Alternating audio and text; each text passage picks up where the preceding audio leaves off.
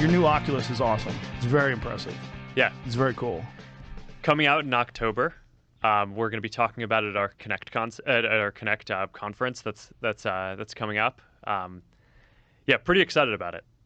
It's so interesting the when you put it on. So I'll just describe it to people. When I put it on, there was an avatar in front of me, and it was an alien woman. And the alien woman, when I moved my mouth, she moved her mouth. When I moved my eyes left and right, it's tracking my eyes.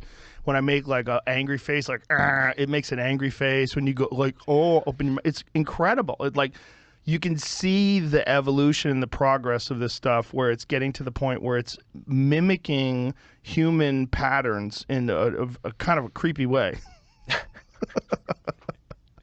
But it's very cool. Yeah, so, for me, the stuff is all about, like, helping people connect, right? I mean, the way that I got into this is, I don't know. I just started thinking about, like, what would be the ultimate expression of basically people using technology to feel present with each other, right? And it's not phones. It's not computers. Like, how do you get this sensation of actually being present, like you're right there with another person? And that's, to me, what virtual and eventually augmented reality are all about. And there's just this whole technology roadmap that we basically just need to go run down over the next decade to unlock that. So for the next device that's coming out in October, there are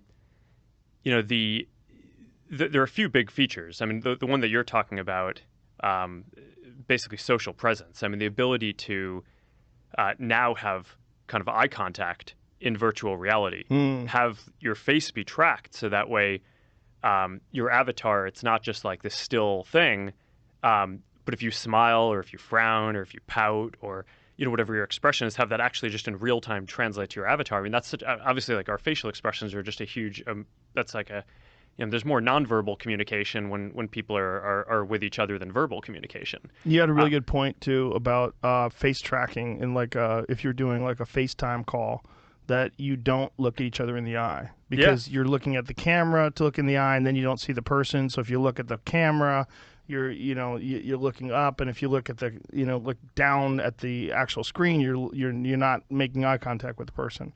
But this is able to recreate actual eye contact. With the avatar. Yeah, no, this will be the first time really to do that. I mean, when we're using technology today, I mean, it's great to be able to make phone calls and video calls and all that. I mean, if you can't be with someone today, it's nice to be able to see their face. But when you're on a video call, you don't actually feel like you're there with the person, right? I mean, you get some signal, some information, you can see their face, but the whole time you're kind of trying to convince your brain that you're actually there with them. But your brain knows, right? It's like at kind of like a deep level. Yeah. That's you're not actually there with them. You're just getting some information about what they look like. And to me, what virtual reality unlocks is it basically really convinces your brain that you're there. I mean, when you're in there, you have to basically try to convince your brain that this isn't real, right? And that you're not present. So and there are all these just subtle signals. And things that either deepen the illusion or break it. That each time we do a new version, we just try to break down a few more of the barriers. So, I mean, one of the big ones early on, well, the first one obviously was just like having a headset and be able to look around, and for that, one of the key things that your eye basically refreshes.